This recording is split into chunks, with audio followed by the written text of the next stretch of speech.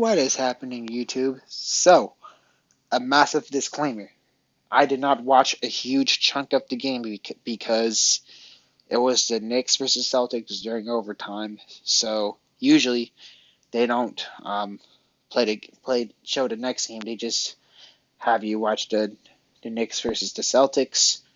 And it was my birthday, and I was with a group of friends watching the game. So, I cannot just ruin it for them and have them watch the Clippers just for like a selfish reason. The Celtics versus Knicks. That was a fun thriller. Unfortunately, I lost money because the freaking Celtics ate my wallet because they played like garbage. Joe Mazzulla pulled a Tyronn Lue by not calling a timeout. But anyways, the Clippers won me some money back, and then also, I didn't watch a huge chunk of the game because I was trying to live bet and get the best value of it, and I won some money back. But the reason why I'm making a video because I cannot pass on making a video on my birthday. Blessed to see another year. I appreciate y'all for showing much love to this channel and all of my friends and all my brothers on the YouTube community or anyone. It was a pretty lit day. But but just a disclaimer, it's gonna be like a lot harder for me to analyze player by player. But I will definitely try my best. Marcus Morris, he got 25 minutes, but how the heck this dude is still starting? Um, he was also closing as well too. He did hit two big shots, but I am still not feeling Tyronn Lue at the moment. Tyronn Lue should be going to a Robert Covington as our starter. But I mean, not no buts actually, because Robert Covington would have brought better defense and rebounding, and we would never have been down. But for selfish reasons, I'm glad he started Morris because he got the betting value up. So I guess I couldn't care less. Well, I do care less, but you see, this is more of an emotional video because it's my birthday. But anyways, 2 for 6. Um, he had two key shots, but his defense was pretty atrocious. I mean, that guy was a revolving door on defense. Like, he should only be on the bench. He should be, in my opinion, he should be only being used as a second and a third quarter, really. I do not want him to close, in my opinion. Come on, Ty Lue. Go with Rocco. Or, if you want to get way too cute, Diabate. But obviously, that's not a logical, or it is a logical solution, but I mean, Rocco right now obviously is pretty good. Diabate should have been playing a lot of minutes more in the beginning of the year. Or obviously, I don't mind Diabate playing right now, but Rocco, come on, give Rocco his minutes, dog. Plus, Rocco could easily go 3 for 6. Heck, even better. But I guess I'll give Morris a tad bit of a prop for just slicing a deficit a little bit in the clutch moment. But again, Ty Lue, stop drinking NyQuil, bruh. Stop sipping the NyQuil. Stop sipping the codeine. You still looking a little sleepy, bruh. Come on, dog. But prove me wrong, Ty Lue, please. Kawhi Leonard did his stuff. I know he's a great player.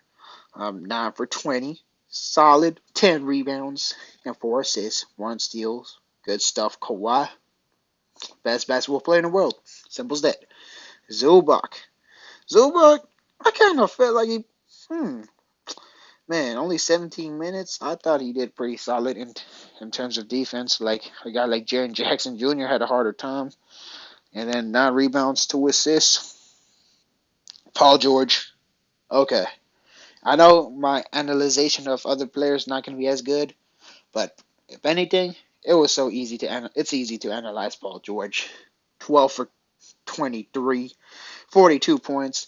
My Laker friend was talking smack to me. He was saying, "Don't ever say AD is better than Paul George." Well, guess what, motherfucker? He responded with 42 points and 11 rebounds. Yeah, yeah, yeah. Come on, PG. Show him what you got. Show him what you got, P.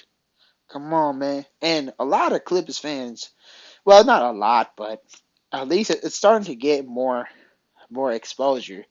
Some of them want to trade Paul George for like, I don't know, but they just want to trade Paul George. Man, you tripping. You are tripping. Only person I would consider trading like Paul George for is maybe Pascal Siakam or Scoot Henderson from G League Ignite. Shout out to Scoot Henderson. That boy gonna be special when he becomes in the league. I'm telling y'all. But obviously, I don't want to trade Kawhi or Paul George, unless if we gonna hit the rebuild and yeah, simple as that. Russell Westbrook. Um, Russell Westbrook. He did decent. 4 for 9. He also hit some key shots too that definitely um pretty much kind of put the boots like pretty much just crushed the Grizzlies' momentum. He made a one key layup, 4 turnovers, but I mean it's a bit better. 6 assists, 5 rebounds, and 9 points. Westbrook didn't have the biggest stats of tonight, but all the past games, um, shout out to Westbrook for what he's been doing. I'm still seeing a lot of Clippers fans not warming up to Westbrook. Look, I don't like Russell Westbrook 2 weeks ago. I was the biggest Russell Westbrook hater. But me, I keep it 100. I'm objective, bro. I don't really. Well, I'm biased, but at the same time, I keep it 100 as possible. And I don't know how y'all say um, Russell Westbrook's the reason why we've been 1 for 5. When Ty Lue is not playing Robert Covington and Terrence Mann.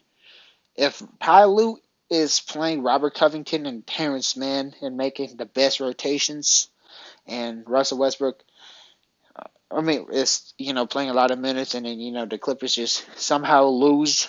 I guess you can say it's Russell Westbrook's fault, but I don't really understand any like significant plays that what what Russell Westbrook has done to make his goal 1 for 5. I mean, you could say turnovers, but at the same time, he made it up by pushing the pace more and getting rebounds and all that. So that offsets everything. And the only actual bad game was the Golden State Warriors. I mean, everybody did bad. So um, look again. I don't like Westbrook 2 weeks ago, but come on, man. Y'all gotta give him his props. Y'all gotta give him his props. Mason Plumlee, efficient 7 for 8. Did was pretty solid. Um, Definitely benefited a lot from a guy like Russell Westbrook. Just throwing up lobs. Just bam, 15 points, 7 for 8. 2 assists. He did his thing. Solid backup unit. Although his defense could use a lot of work. Nick Batum, he had an off night, but you know, it's all good.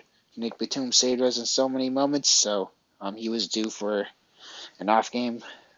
Obviously, we still love Nico. Eric Gordon. Man, oh man. Eric Gordon. A lot of Clippers fans, they love him to death. And, I understand why. But can I be honest with y'all? Lawrence Frank did that darn pick swap that traded down damn near 13 picks, bruh. Come on now. And look, I don't hate Eric Gordon directly. My problem was that pick swap he did with the Milwaukee Bucks. So okay, so the Clippers traded with the Rockets. So it was Eric. We got Eric Gordon, which is that's cool. Welcome back. But then we did that little pick swap with our own pick with the Milwaukee Bucks, who's a strong powerhouse. Lawrence, what is you thinking, bruh? Come on, man. If we get bounced early, Steve Ballmer, you got to get Ty Lue out of here, and you also got to get Lawrence Frank out of here too. You got to get a guy like Sam Presti as the new Clippers GM, because that boy do not trade picks like a frisbee, bro. He actually thinks critically before trading them damn draft picks, bro. Come on, man. And a lot of people, they get too ignorant about picks too. They're like, it's because they don't really do their due diligence, and they just think, oh, it's just a draft pick, and you trade them away, and next thing you know, you screwed yourself for 5 to 6 years just because you were too careless about picks. But nevertheless, Eric Gordon did amazing tonight, 6 for 7 and all that. 2 rebounds, 2 assists. He had a really good scoring game. So trade value could probably go up, and let's just say even if we took a massive hit with the picks, maybe we could somehow still get a lot for Eric Gordon. So I guess it could offset it. But personally, I don't know if I feel comfortable of what Lawrence Frank just did, bro. Like, you might as well could be you already have so many twos. Like, you could be having Brandon Boston Jr. play right now, right here and right now, and I am confident he could do as good as Eric Gordon. Honestly, better. Come on now. Like, I know a lot of y'all like to get comfortable with the vets and all that, but you gotta actually look at the material. You gotta look what the person does. I don't look at names. I look at production. Simple as that. And also Terrence Mann. Personally, a lot of those games that Eric Gordon just started, I would have rather played Terrence Mann. Hence, that's why I questioned the Eric Gordon trade, because Terrence Mann, he's obviously more of a better defender and more of a better rebounder, and I got his assists and everything. But nevertheless, we finally won. I know it's not in the best form, but I'll take it as a win. But Ty Lue, stay off the NyQuil. Play Robert Covington, please. Like, I don't know how obvious it is, but anyways, the Memphis Grizzlies. Man, oh man, you got so many players going off on us. Jaren Jackson Jr., that dude was shooting like crazy. 24 points as well, too. And he's not more of a rebounding big. He got 2 blocks, and he's more of an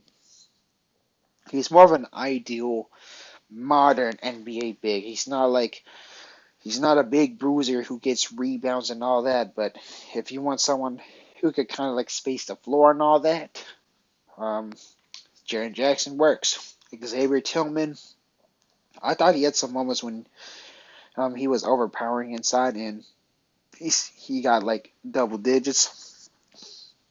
Solid performance.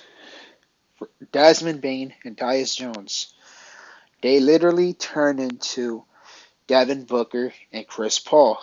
A lot of it was to do on Marcus Morris. I'm not trying to bash Marcus Morris right here, but I'm just saying what I see, and I only spit the truth. Well, obviously opinions, but obviously I gotta speak my mind. I gotta keep it 100. So if you think otherwise, leave a comment down below, but keep it civil.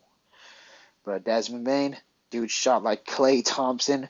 A lot of it was, him being a talented player, but other factors was Marcus Morris was playing over Robert Covington. Like, Covington would not have let Desmond Bane shoot 12 for 22, and he got 6 assists too.